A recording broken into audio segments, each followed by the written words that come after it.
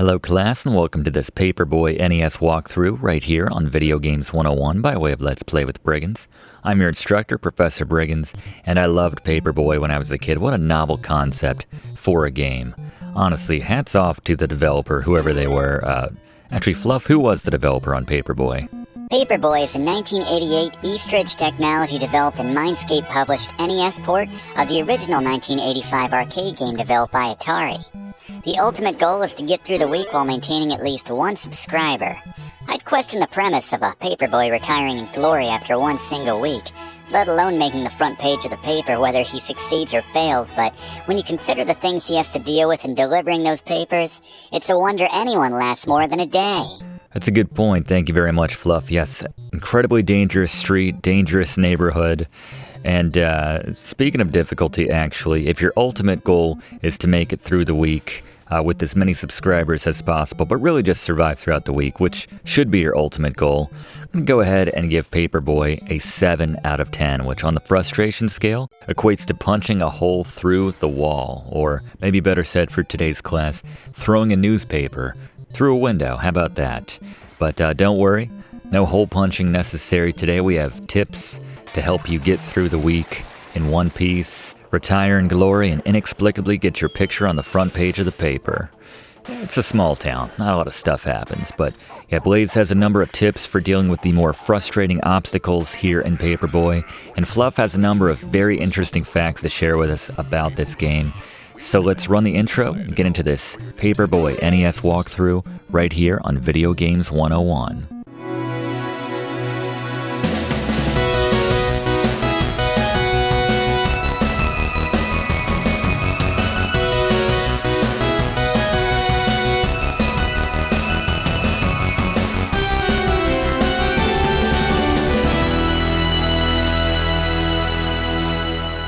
Right before we begin a new game, let's take a look at the controls for Paperboy, and I think this might be a record for the simplest controls we've ever featured here on Video Games 101. I'm sure maybe someone in the comments can, alright, demo Paperboy, alright, that's instant karma right there. Destroy the window of one of your subscribers, that is what you get dead. Simple as can be though on the controls. So as we begin a new game of Paperboy here, we see all of our customers. These are the most wonderful people on the street, on the planet. Conversely, all the non-customers, they're dead to us, class. We don't care if they live or die. In fact, we're going to go out of our way to make their day a little bit worse by vandalizing their properties via our papers. Don't waste papers. Oh, Briggs notes. The Briggs notes don't usually defy me like that, but let's take a look at them just the same. Keep the pedal to the metal. You usually want to be going full speed. You can handle the bike a little bit faster, or a little bit better that way. It's a little more responsive, I should say. Stop dancing.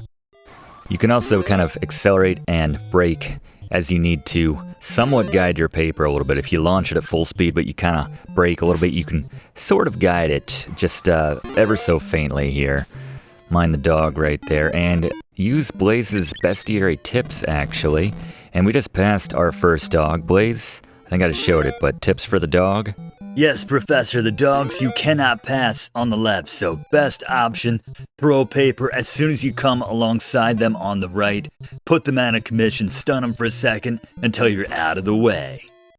Thank you, Blaze, and ooh, that was dangerous. See, we kind of broke there. I think if we had kept up full speed, we may have broken a window right there. That is a big no-no. Except in this game, you'll find that whether you break a window of a subscriber or just fail to deliver the paper, if it's off by like 1 inch from where they like it, they will unsubscribe. These are some very, very choosy, very picky subscribers that we have that I just realized I called the best people on the face of the earth just a moment ago. But if you get a perfect run, as we are now in the Paperboy training course, which every city has, my city has one, doesn't yours, class? Then this is just for fun right here if you crash in the training course, but try to make it to the end, as will we. But assuming you didn't miss a single delivery to those 10 subscribers at the start of the week, neighbors talk, class. It's a small street. You'll earn yourself a new subscriber. I like that they're not resubscribing on the basis of the quality of the paper itself, but the skills of the Paperboy. You know, he went 10 for 10 in a single day on our crazy street, our dangerous street. All right, I'll check it out. Who are these people, class? That's what I want to know. Grim Reaper just casually walking by there. Each tombstone that a house unaccountably has on its front lawn, when you knock it over with a paper, it's worth 300 points, just like real life, I might add. The annoying part about the new subscribers is that they don't bother to get a proper paper box installed like everybody else has, so those are the most difficult deliveries to make, especially on using Blaze's tip right there, especially depending on the layout of the house. I find the best strategy when they don't have a paper box is to aim right at the beginning of their doorstep, as you'll see as we come up here. I believe this is the person right here. There you go, a little bit early. Usually tends to favor it. Sometimes you can get it right on if it's just even a little bit late, but it's still on and it won't count. You won't get that satisfying little sound effect that we all know and presumably love. But anyway, I think we're about to go 2 for 2 when it comes to... Ooh, that was dangerous. That was... the finger slipped right there. Pretty difficult to get hit by one of those bikes on the street, by the way. You'd have to really go out of your way to get hit there, but... as a general rule, you want to stay on the sidewalk. You'll very quickly get hit by a car, or a car will materialize, better said, which wouldn't have otherwise been there if you go on the street. So, yeah, stick to the sidewalk. That's where papers get delivered anyway. All of our friends came out, even the guy without a head on the right. Medical condition be darned, he is out here to support his friend. It's a beautiful thing. You know what else is a beautiful thing, class? Picking up our 12th subscriber. So Fluff mentioned in the beginning that we have to get through an entire week to essentially beat the game. So if you do the math, at most you can have 17 subscribers at the end of the week. That is a perfect run, unfortunately. We're going to try to go for that as we are on Wednesday now. And let's see if we can get some tips about my least favorite obstacle in this game. There's one right now. The little car / maybe automatic lawnmower. Blaze, what do we do? Alright, those fully automated mowers, some of the most annoying obstacles here in Paperboy, because they make it more difficult to deliver papers to certain houses. Coming at full speed, I like to cut inside as it's turning left, throw that paper to stun it, and then make sure you're quick with another one right behind it to hit that mailbox before it's too late. It's a very tight window to hit that box or that front door without hitting a window after you hit that mower, but yeah, that's why they pay you the big bucks. Presumably, yeah, thank you very much, Blaze. You just saw we nailed it right there. That's the strategy, though. Hit that mower and then immediately follow it up, and there's that sweet spot on our new subscribers' door right there. The guys that rush out, just as long as you're going at a decent clip, then you don't have to worry about him catching up to you. And I'm not really sure what his deal is. We've seamlessly delivered papers to him for 2 days straight. Why is he out to kill us? Or maybe just wants to thank us really violently? I'm not really sure, but anyway, while we're going through this kind of monotonous and never-changing course once again, there we go. That's disappointing. Not going to affect anything in the grand scheme of things, just my pride. Fluff, you mind cheering me up with one of your patented Fluff facts?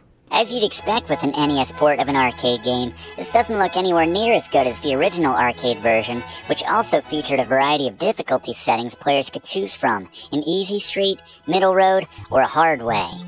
Perhaps best of all was that the arcade version featured an actual set of handlebars as the controller, which was technically a modified version of the Star Wars arcade game from Atari as well. The handlebars allowed arcade players to steer left and right to avoid obstacles while delivering their papers. The handlebars not only controlled left and right, but players could push them forward to accelerate or pull them back to brake. Thank you, Fluff. I feel like through these classes I'm learning that there's this entire generation of arcade games that I completely missed out on, had no awareness of.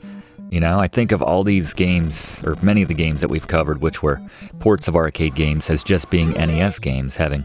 That was a close one right there, but having no... Alright. This is not how Blaze taught us to do any of this, but we're making it work. We are staying alive. We may go... This is going to be the... Was not sure about that one at all, as you can see right there. And this is kind of falling apart here on Wednesday. Or is it Thursday now? Oh my goodness, how are we not destroying any windows here? Grim Reaper's trying to jam us up. That guy's going nuts. Alright. But yeah, you never want to find yourself in a position without any papers to get back to that Briggs note, which, yeah, at first glance it seemed like a rebuke against vandalism, but no, it's really just you don't want to be caught without a paper when you need to deliver one and lose your streak right there, so.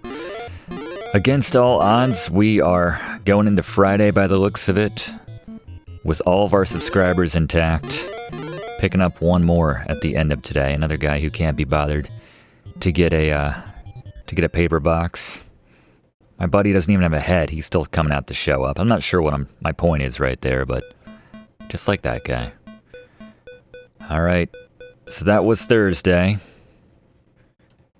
There we go. Couple busy stretches there in the first half and the back half. It's going to be a crazy Friday. Let's see if we can get through without losing any lives. And let's get some tips on dealing with Death himself, the Grim Reaper from Blaze. Alright, the Grim Reaper basically reacts to you and where you are, so as soon as you see the Grim Reaper start moving, they're going to move to wherever you were when they started moving, so that's your cue when they start stepping out to move, swerve out of the way to avoid running into Death itself. Probably not a good thing, probably something you want to avoid. Yeah, I mean, it all hurts the same in this game, but yeah, don't run into the Grim Reaper. It's a good tip from Video Games 101 to you, class. Let's get another Fluff fact while we're taking on the back half here on Friday. Fluff? Paperboy was relatively successful as an arcade game, leading to its variety of ports to different systems including the Sega Master System, Game Boy, Game Boy Color, PC, and of course the NES. The NES version isn't the greatest game of all time, but it's certainly better than Bad Street Brawler, another title published by Mindscape, which they were seemingly promoting at the 1987 Consumer Electronics Show until they realized how garbage the beat-em-up title was and pivoted to promoting their NES-published port of Paperboy. One more note on Bad Street Brawler. It's no surprise Mindscape dropped it from their showing at the CES, considering this was one of two games specifically designed to be used with the truly awful Power Glove peripheral. Yeah, Super Glove Ball and Backstreet Brawlers, the two games which were made specifically for the Power Glove. It was just a North American title. I don't even think they had any games in Japan for the Power Glove. It was just purely a peripheral, which didn't work that well to begin with, but that was the case with a few of those peripherals back in the day, let's be honest, but certainly in a class of its own, the Power Glove, and that was a pretty good day right there. We're converting this whole neighborhood, just a few holdouts left here as we go into Saturday. And Blaze, I don't like those rogue tires either. You got any tips for dealing with them?